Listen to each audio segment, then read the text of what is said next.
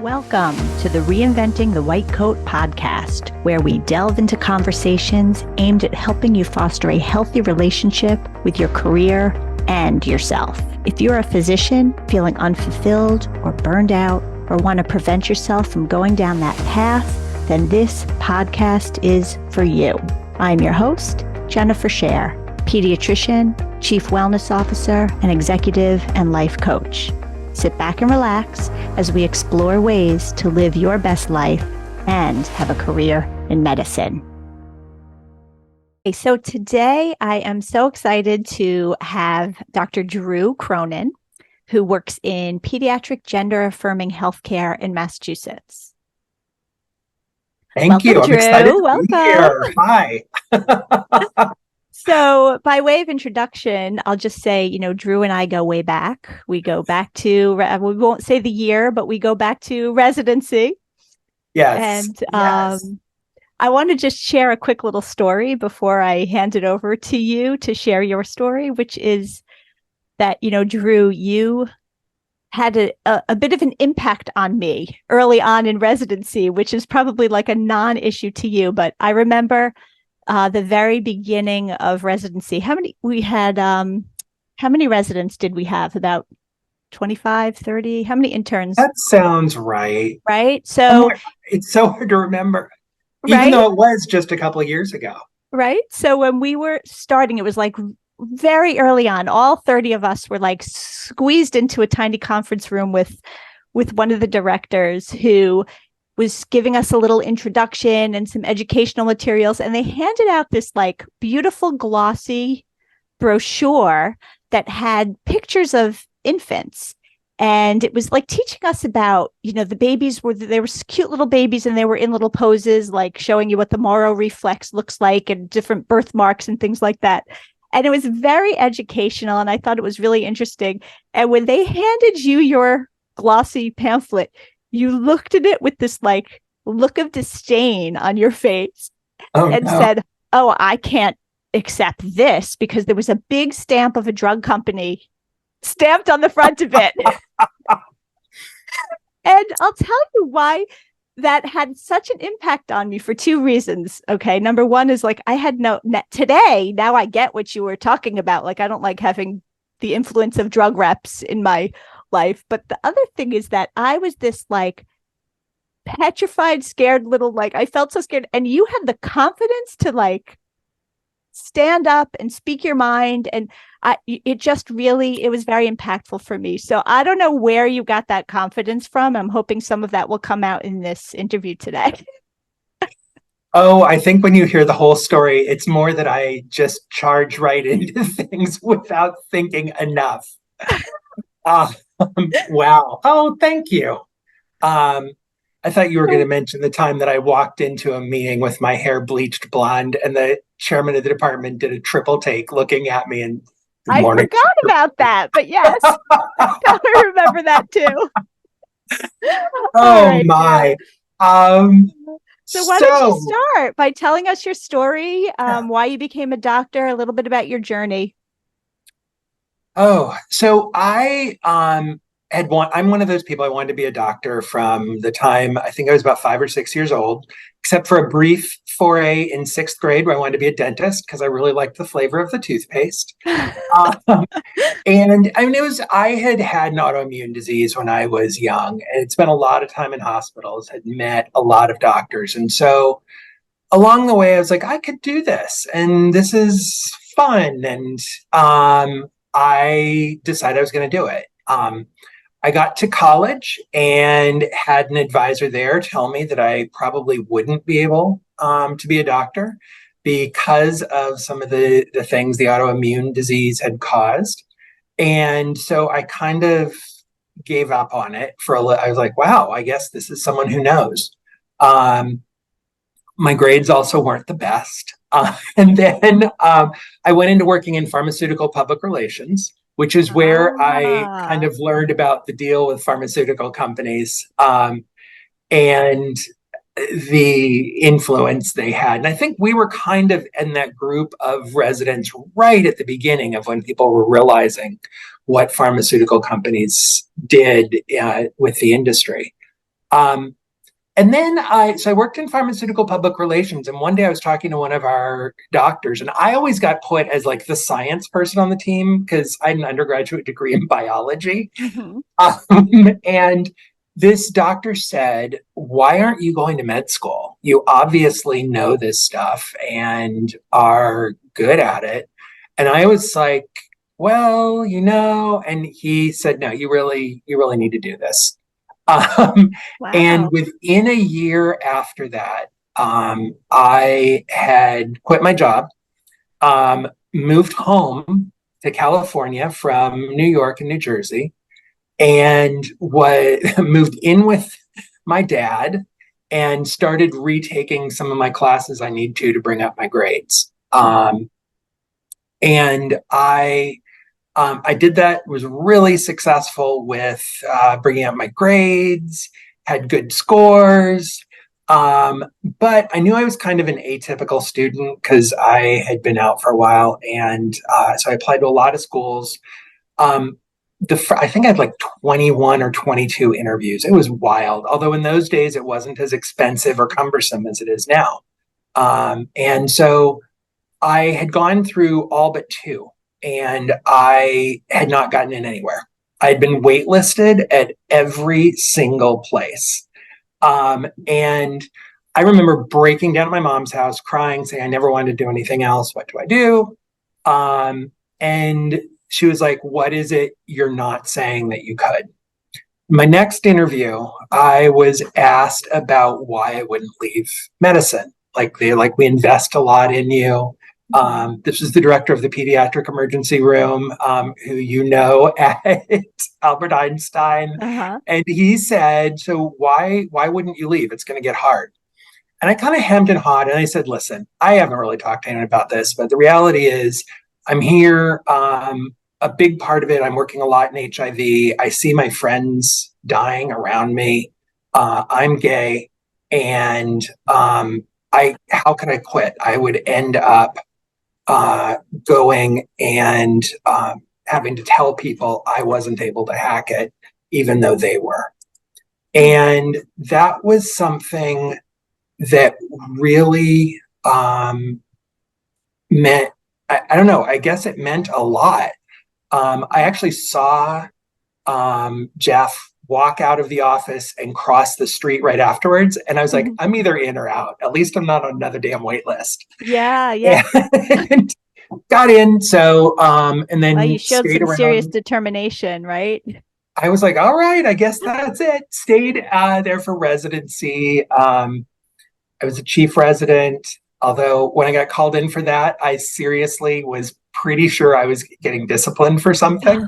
My God. So It turned out typical. I wasn't, which left me kind of speechless. And then when I left, I had a National Health Corps scholarship. So I worked in a community health center in St. Louis, Missouri, doing general pediatrics for about 8 years.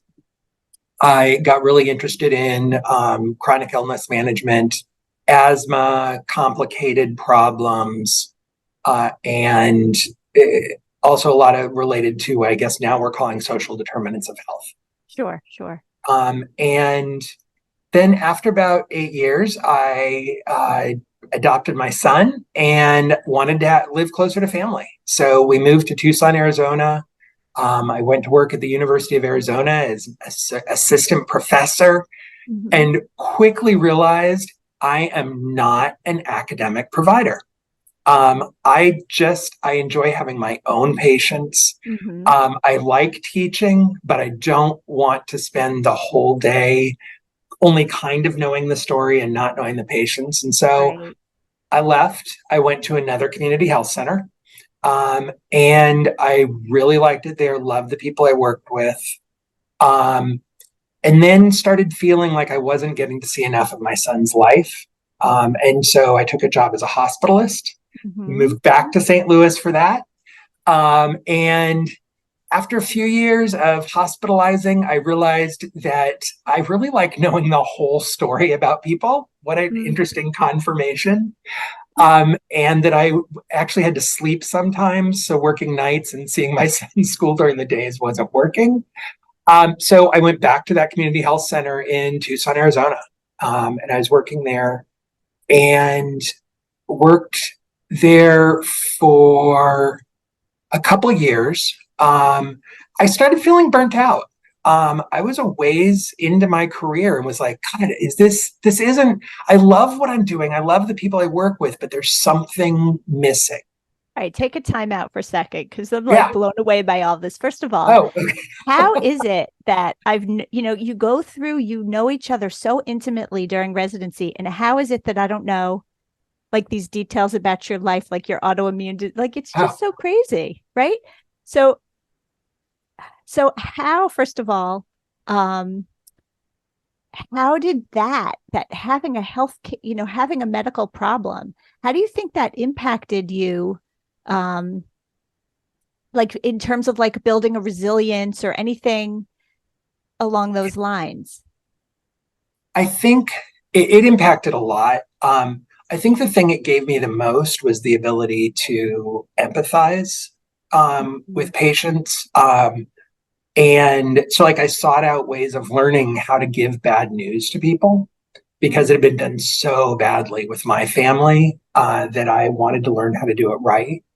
I also gained a lot of the empathy for like reasons why people don't take medicines regularly, why they're not, what we were saying at the time, compliant with our plans or adherent, as we say now, and how rarely that has to do with someone just doesn't care. And yet that was what a lot of people thought. And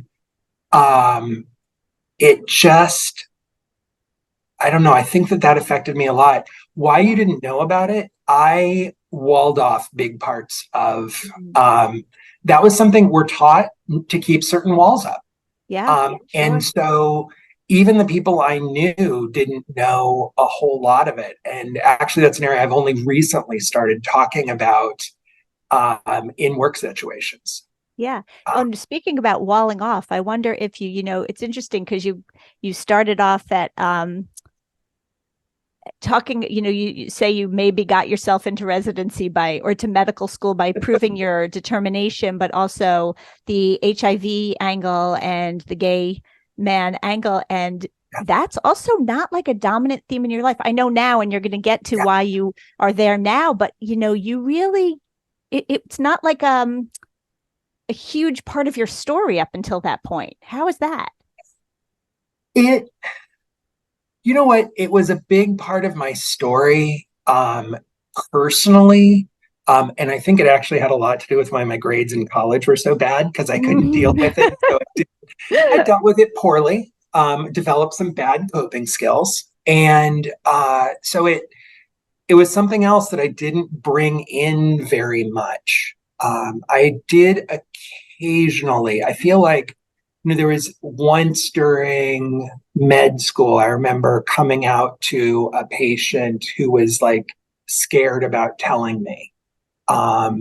It also gave me a lot of we were in the Bronx during a time when HIV was all over the place. And so it definitely hit me there. I felt more empathy. But I did wall some of it off from day to day. Yeah. All right. So now we can fast forward to the, how did you know you were starting to feel burnt out? Like, what were you? I was having days where I would sit in the parking lot before work, telling myself to go in.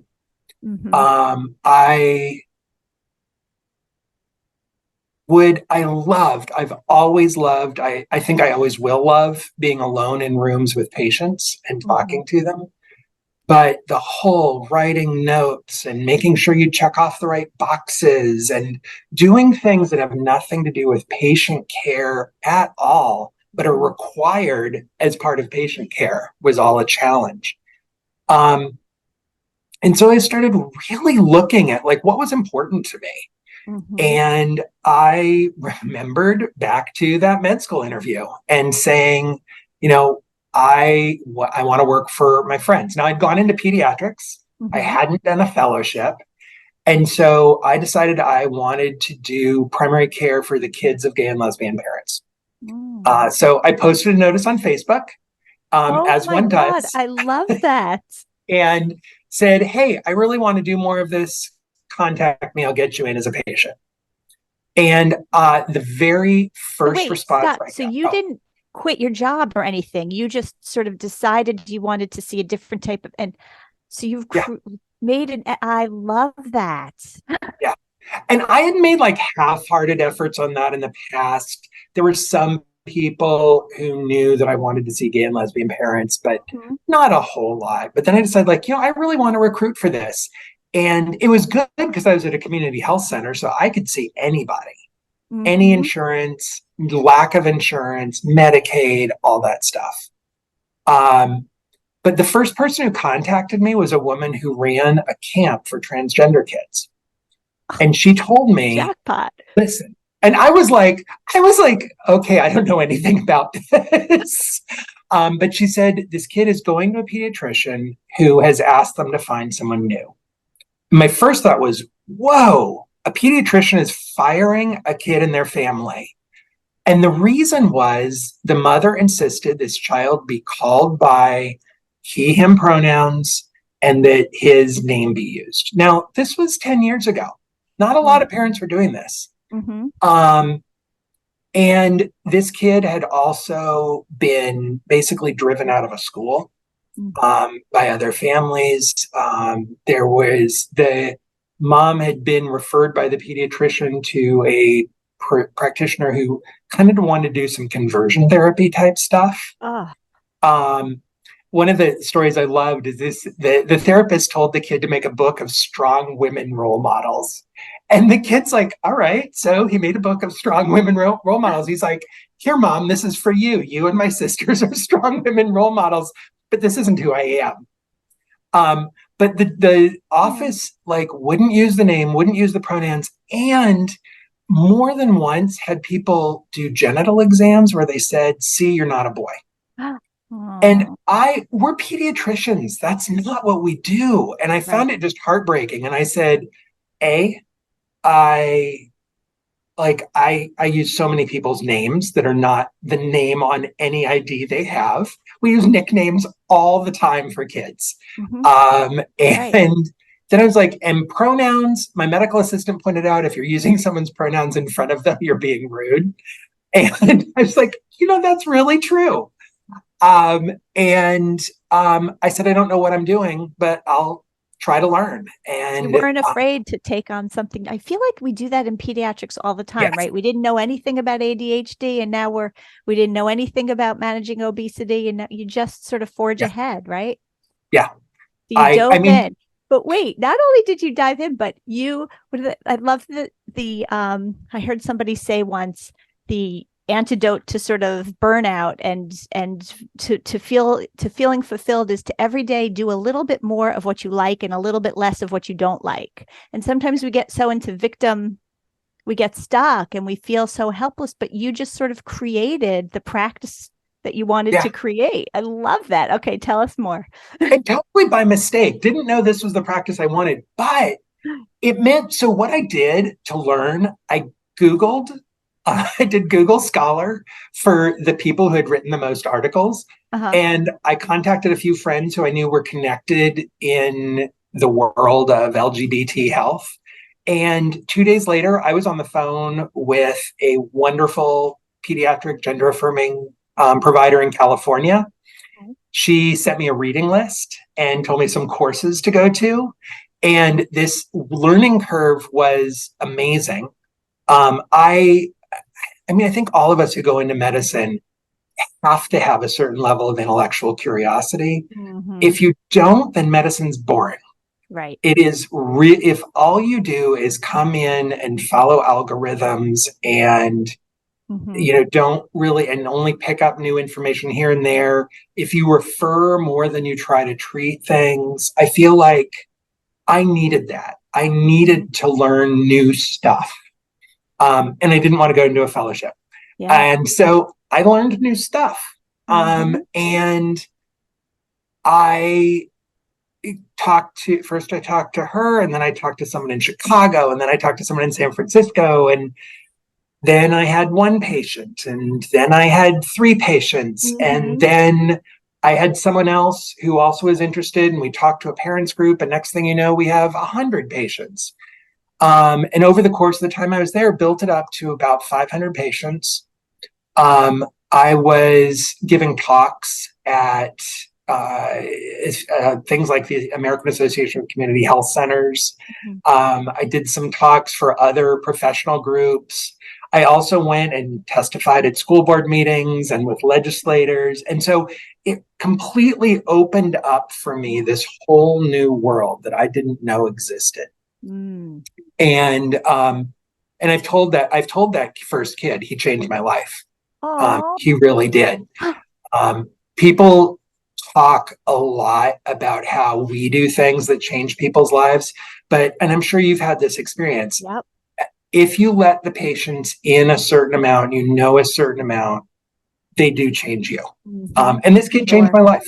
And that gave me a big boost, and I was feeling great. And then about 6 years in, by now I had a scribe to do my notes. I had really good support staff. I had figured out ways of playing with my schedule to make it workable. Although part of that was my trans kids I was seeing, I would see at the end of the first session in the morning and go through lunch, and at the end of the day and stay until the building closed. And they were supportive. Your organization was supportive of these things that you were doing. Did you have to be very pushy? I think at the time it was a different world, and it wasn't something that was a flashpoint. And also, we didn't know enough to know that we should have concerns along the way. Well, but also, I mean, stuff like trying to get a scribe. I mean, that's such a massive battle for most people. But they supported we had our so we were unionized, and we pushed really hard for it. And we ended up having to pay for them by seeing more patients. But it turned out that like one new patient in the morning and one in the afternoon was enough, because FQHCs have wonderful ways of getting reimbursed that make it easier to pay for things like that. But then there started to be more pressures from the outside to click more boxes and do more things that I felt were dubious medical value, but would bring in income. We started getting pushed to see more and more and more patients. And I felt myself, and this was new, I loved when I was in the room with the patients. I loved my coworkers. I loved my support staff. My scribes were but I was angry all the time. And I didn't know why. And it finally ended up in a situation where my supervisor pulled me aside, and I have thanked him for this. He pulled me aside and he said, "Drew, something's wrong. I don't know if this is the right place for you, because you are so, like, I can see how much you're not liking it." I'm like, that's so weird, because I love the work I do. But I had to think about it. I went home and talked to my husband, who's a former HR person, who said, that's what you say to people when you're trying to ease them out of somewhere because they're good workers, but their behavior is a problem. That's great. And it's true. I was bringing people down. My supervisor said there was a new guy there today who came to talk to him after this meeting, and was like, "Wow, people seem down here. What's going on?" It's coming from your place of inner unwell, right? It's not you, right? So I'm so glad. So you did something about it instead of just.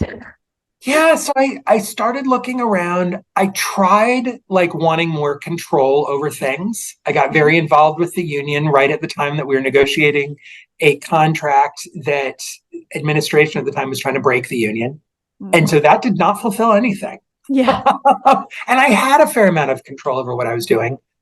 one day on a listserv I was on, I saw a note looking for someone to be the clinical director and to do pediatric gender-affirming care at a new center and opening in Massachusetts. And I was dubious that it would work. Mhm. It had a couple things it had, though. There was an angel funder, who we still have, who is someone who was giving enough money that we don't need those pressures of see a patient. I was seeing patients every 10 minutes. Yeah. Well visits, sometimes mental health visits, I would get 20 minutes. Mhm. If someone announced that it was a mental health visit beforehand, which, as we know, is rarely the case. Right. And so we were talking about, half hour and 1 hour visits and having a session per week to do community outreach. Oh, it's a dream. And I was like, wait a second, this is real. It sounded too good to be true at the time. Mhm. And I actually went to a coach who was like, listen, you're looking at all the good stuff. Here's what you need to look at. Look at the things that could go wrong. Mhm. And if they go wrong, will you still want to be there? That's such a great question. This was such a key question for me, because I had always been taught something, which was you go towards something, not away from something. So that's looking at the good stuff. He's like, all of us love the jobs where all the good stuff comes true. And I did this list. I looked at it. I talked to my family, and we decided to move. And now it's 2 years later. I was worried we wouldn't have enough patients. I've got about 700 in my panel, which I know is small for a lot of places, but for our openings, it's kind of what we have. Although I've said I'm never going to close, because pediatrics, people move, they turn 18, they turn 21. Actually, for a while it was turn 25, but now I'm doing it when someone's 22, they move to adults. And I'm getting to do what I love. And some of those things I was worried about have come to pass. And I'm glad I prepared myself for them. Yeah. I will tell you, the medical director part of it didn't work out for me. I wanted to be someone who would help create policy, create workflows, things like that. I don't want to supervise people. I am so impressed by those of you who are able to do that, but I'm a cheerleader. I am not. I know this about myself. I know how to jazz people up. I know how to talk people off that ledge when they're really upset. I do not know how to tell them, listen, you're kind of being rude at work, or you're always late. I freeze on that stuff. You know what though, Drew? It's your strengths, and more than that, your interests. You could learn anything you want to learn, but if that's not where you want to go, look at all the different things, then that's not where you need to go. Yeah. And so now it's like, I am just a provider. Please. Exactly. It's because I went through med school and I know we're all human beings. It's harder to think of it being a doctor is something that is special in some way, but it is. Our experience is special. I get to know patients in a way now that it really moves me a lot. Is I have been able to let down some of those things. Being able to, first of all, let down the whole LGBT stuff has been really helpful. To be able to say, someone says, oh, you moved here. And I'm like, yeah, my husband and I and my son moved out here. And not even think twice about it at work is wonderful. Being able to start talking about some of the having an early childhood disability that, today has left me with some chronic pain. That gives me, I think, a little bit of understanding of what some people go through.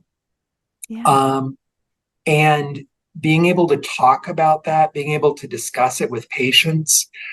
We recently formed, so this is another thing, we're an integrated health center, so we have mental health here. We had a team come in that talked about they started a secondary trauma group. So once a month, they got together. These were people from DCF, our children's services, get together and talk about bad things they'd seen and how to get through it. So you don't end up cynical. You don't end up making fun of your patients, which I've seen way too often from people. And so we decided to start one.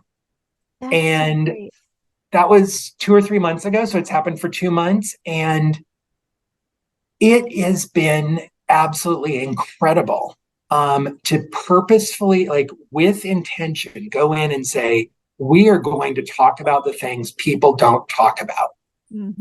We're going to talk about when we feel like we're not enough at work. We're going to talk about when our patient is experiencing something horrible and all you can do is give them a piece of paper. There's nothing else I can do than give you this pamphlet about something that might help you. Yeah. And having colleagues like that has been absolutely amazing. Wow. You know, Drew, I love it. Look, you say with intention, it sounds like you've lived your life with intention. Seriously, you're on a path and then you notice something's not quite right and you investigate and pivot. And it's really inspiring to hear your story. And I'm curious. I can't wait to see what comes next for you, right? Who knows? Too.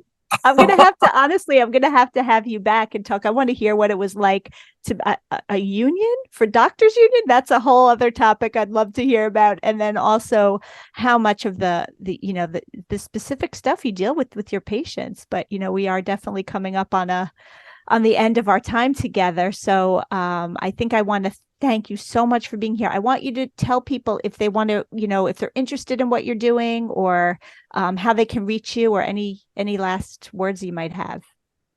Yeah, I would say, so my biggest last word is know what you love. Remember that thing from when you came in. This dies directly to my first med school interview. If anyone wants to find me, best way is probably to Google me. I'll tell you right now, we're not talking a lot about, the name of where we are and stuff like that, but people can definitely Google my name, Andrew Cronyn, Cronyn. And if you're one of those people who's thinking of starting and you needed to get in touch with someone to find out about stuff, drop me a note. We can talk. I'd love to be that person. I've gotten to be that person for other people. I love doing it now. Yeah, it's a great. Thank you again. It's terrible. I'll just end by saying that you have to worry about security. That just breaks my heart. But again, thank you so much for being here. And it's really amazing to see you. Great to see you. Thank you so much. Yay. All right. Bye, Drew. Bye. That's all for this episode of Reinventing the White Coat. If you enjoyed this conversation, subscribe now so you don't miss an episode. If you're interested in coaching or in being a guest on the podcast, you can reach out to me online at sharecoaching.com. Thanks for listening, and don't be afraid to live your best life.